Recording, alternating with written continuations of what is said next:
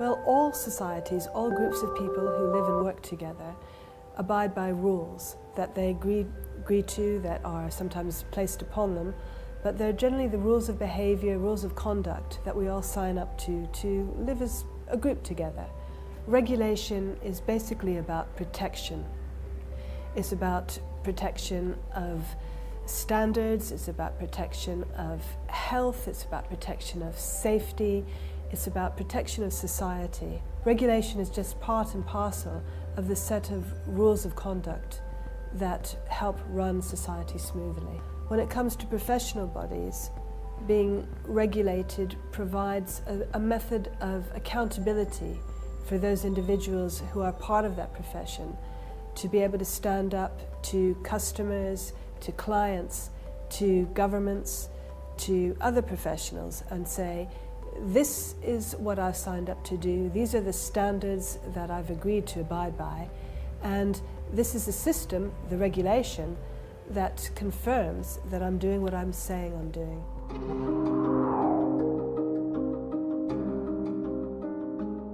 There are many different types of regulation all around the world, and there are many examples, for example, of statutory regulators. That's regulators that are set up by law, often as part of government. So, for example, we'll all be familiar with competition regulation, which is usually done by a government department or a government agency to ensure that antitrust rules are followed. That's an example of regulation. Again, we're all familiar with regulation of the telecommunications sector. Increasingly, telecommunications regulators are an example of what are known as independent regulators. So regulators that are set up by law but operate independently of government. And then there's a third type of regulator, which is a type of self-regulatory mechanism. And those are commonly found amongst professional bodies. So groups of professionals, be they property professionals, be they accountants, lawyers, doctors, will also be subject to professional regulation, and very often that's conducted not by a state-appointed body, but by the professional body itself. A professional body sets entry standards to ensure that all applicants and all new entrants into a profession meet basic high levels of technical ability. However, a professional body has to go beyond that. It's no good having people enter a profession and then let their standards drop. So a professional body has a duty to ensure that its members maintain those standards throughout their professional career, from entry all the way through to retirement. And that's where regulation comes in, because the role of regulation for a professional body is to ensure that its members remain professional, to ensure that those standards are maintained throughout a professional's career.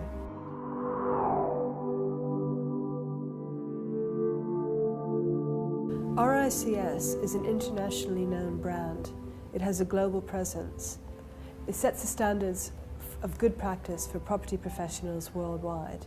Well, RICS as a professional body has set up a regulatory department which works very much as part of RICS, but also when it comes to its disciplinary role at arm's length.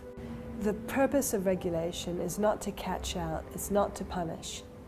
It's to help members be better at what they do and to maintain excellent professional standards. The regulation department has worked very closely with professional members to ensure that the code of conduct is truly what members want and reflects what property professionals globally ought to be doing. And then it's only at the very end of the process, as a sort of safety net when things go wrong, do we come to enforcement. A lot of people tend to think of regulation purely in terms of enforcement, in terms of the disciplinary process. And that's actually only the very small tail end of the whole regulatory process, and represents a very small part of what RICS regulation actually does. We've been undertaking regulatory review visits of firms that hold client money for the last few years. Most of those visits involve advising and helping member firms be better at the way they manage clients' money. We've just started going back and doing our second set of regulatory review visits, many after 3 years. And what we've found is, so far, by far the majority of firms have not only kept the high grades that they had the first time around, but improved the grades that they've attained the second time around. To me, that demonstrates the effectiveness of the way we regulated RICS. A good example of how RICS regulation is responsive to members has been with the introduction of the Valuer Registration Scheme. We've just gone through an enormous global financial meltdown, which was largely predicated on huge problems in the property world and massive drops in valuations of property worldwide. A lot of suspicion, a lot of fingers have been pointed at the role of valuers in that process.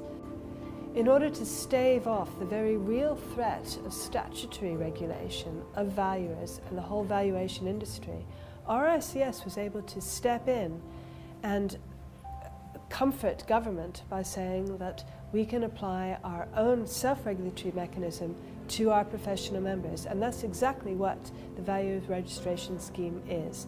It's a means of self-regulation to provide comfort to the greater economy and to government that RICS members will act professionally, will undertake valuations within their areas of experience and competence, and that you can trust an RICS valuation.